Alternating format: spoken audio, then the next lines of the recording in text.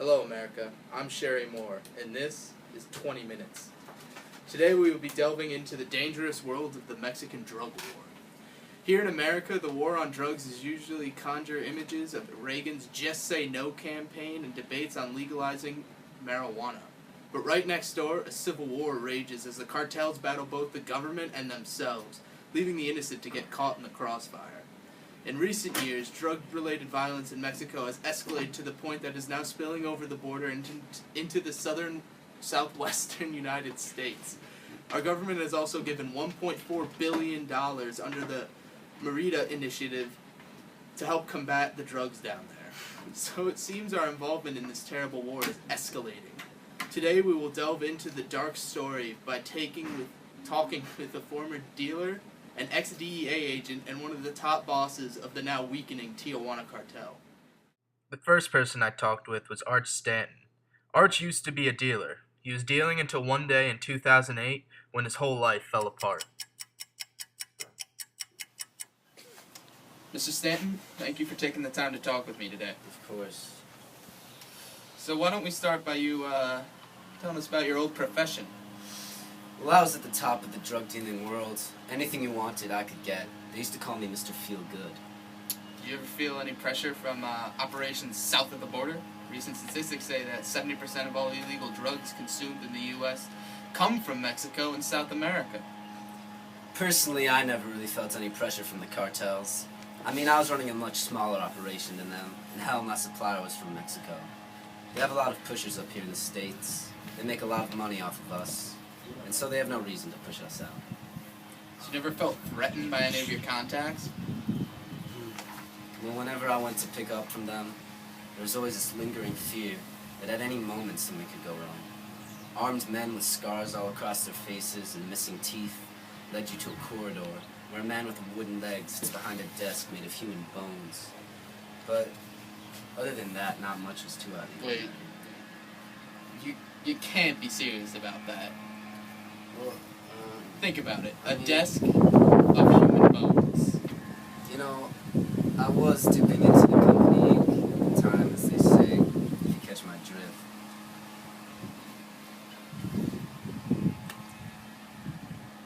Alright, moving on to the next question. Why Mexico? Why not somewhere else? Why not U.S.? I mean, it's pretty obvious. Mexico is right next door. Everything that comes from South America flows through there anyway. The border was only 30 minutes away from my house. A couple tanks of gas is a hell of a lot cheaper than taking a boat down to Colombia, and a lot less risky. They got anything that I, as a drug dealer, can want. Coke, crystal, heroin, weed, it's all down there. So what got you into the illegal drug trade in the first place? I don't want to take my time going to work. Dealing was easy. I made my own hours. I got a motorcycle and a sleeping bag. That's all you need for a cold night on the border. Sleeping with coyotes, wild nights in Tijuana. It was quite the scene. And don't get me started on the money. I was rolling in the nickels, as they say. Nobody says that. Maybe where you're from. Or whatever. So if it was so great, why would you ever stop? I was strung out at the time. Too much heroin, cocaine, even a little meth now and then. I hit rock bottom. The DA was on my case. Cartels were angry with me. They figured I was a snitch for the federales. I realized my life was closing to an end. I had to get out. I changed my name and moved upstate. So what do you do now? Well, having quit my old profession, I joined a Scared Straight program. It educates kids on the dangers of drugs. What really does that entail? Well, I go from town to town, telling my stories to the kids, showing them my scars, etc., etc. They let you near children? High school students only. Mr. Stanton? Mr. Stanton. Sorry. We're done. Thank you for sitting down with me today.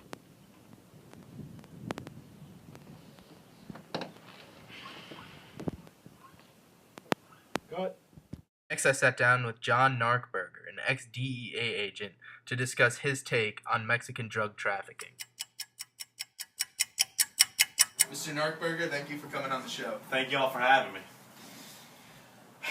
When you were working with the DEA, where exactly were you located? I mainly worked out of the offices in Mexico City and Nogales, occasionally coming stateside to check on the operations over here. The DEA has offices in other countries? Of course. Why is that? Well, if we only combated the distribution of drugs only after they enter our country, we'd be in much worse shape than we are in now. We have to attack these things at the source. The only way to get rid of drugs in the U.S. is to crack down on trafficking in Mexico and Central South America.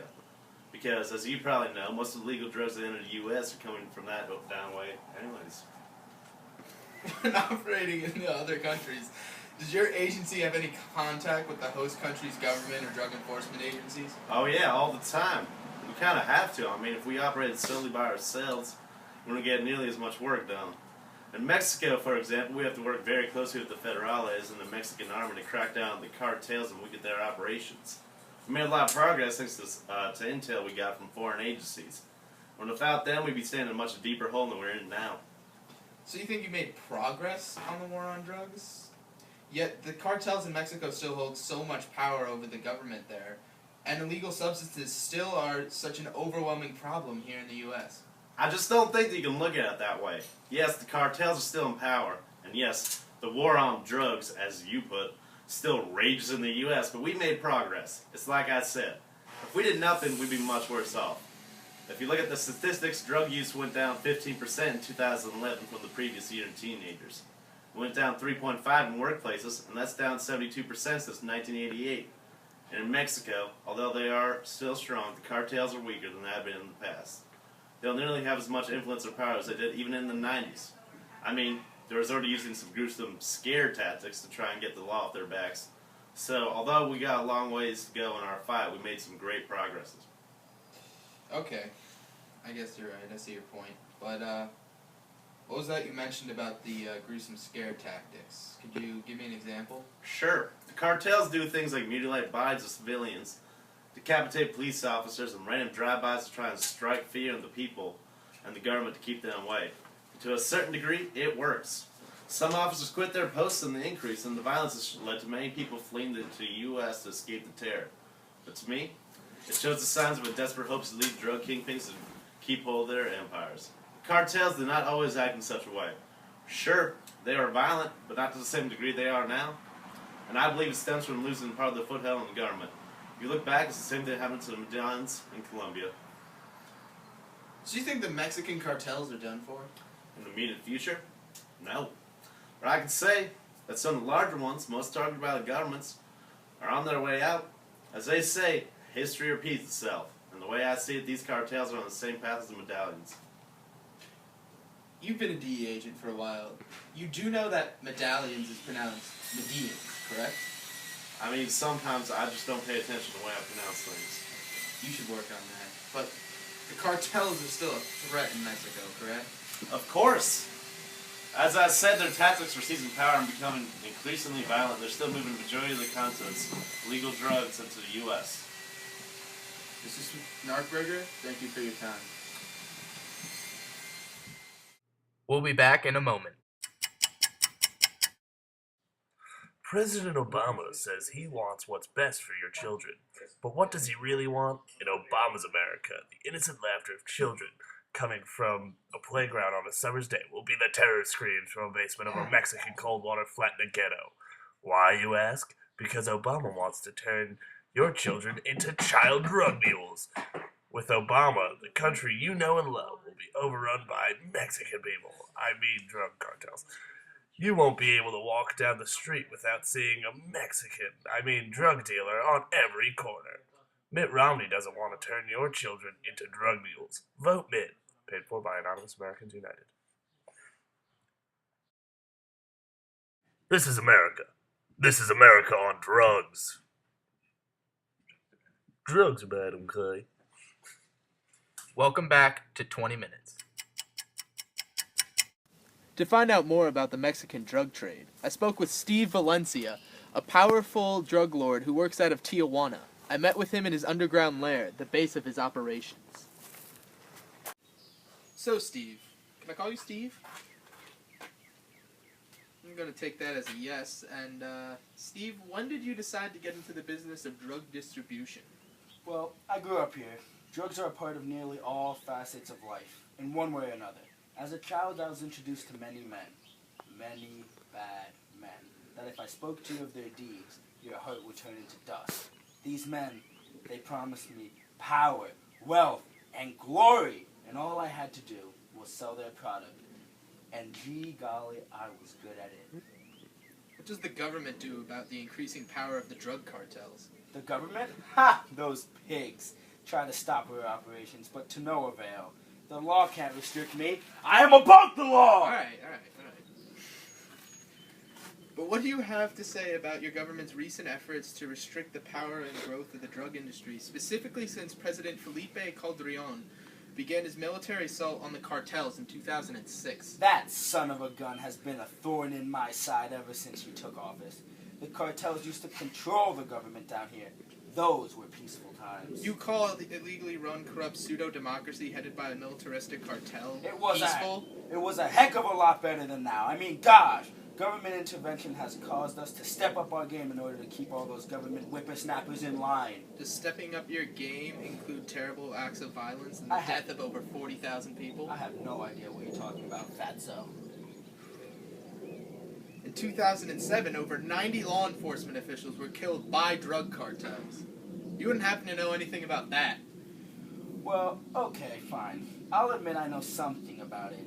I do not condone violence, but these law enforcement officials knew that they were dealing with me. When you poke at the crocodile, don't be surprised when it bites. By bites, you mean mutilate 43 men and half a dozen women and leave their bodies along the highway outside of Monterey? Indeed. I find that repulsive. How can you talk about this without any shame or guilt? In my business, shame and guilt mean death in prison. It's them or me, and gosh darn it, I'd rather it be them. Besides, I have never personally committed any violent deeds myself. Oh yeah? What if I told you I had footage that shows your direct involvement with the brutal kidnapping and murder of Tommy Steele? You're bluffing. Bubba, roll the footage. Yo, dude, so I totally just stole like a bunch of drugs from this Mexican cartel, dude. It's gonna be awesome. Yeah, we'll be using it all tonight. Can't wait, dude. It's gonna be great. Those fuckers had no idea what's happening. Should not have said that. Can't wait, dude. Sick. What the? Ah! Nothing gets that button!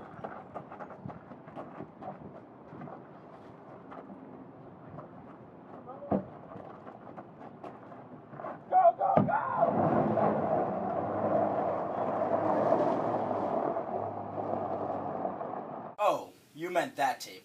That was my doppelganger. Come on, Steve. Why'd you do it? Okay. You got me.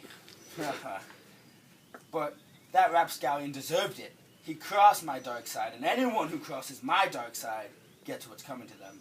I have no remorse for any of those so-called harm that I have caused to... It was well deserved. How the hell can you say that? How dare you cuss in my household! Daddy, Ah! no! Ah! I don't even know what to do with you! Ah! Once we were able to calm Steve down, he began to get very emotional. I tried. I tried to get out, but they just kept grabbing me. Forgive me, Father, for I have sinned. A wound is me. Gone, no more. No more. I just want redemption. And I just want ratings, and I think you've given them to me. You bastard. Well, thanks for joining us on this edition of 20 Minutes. Come back next time.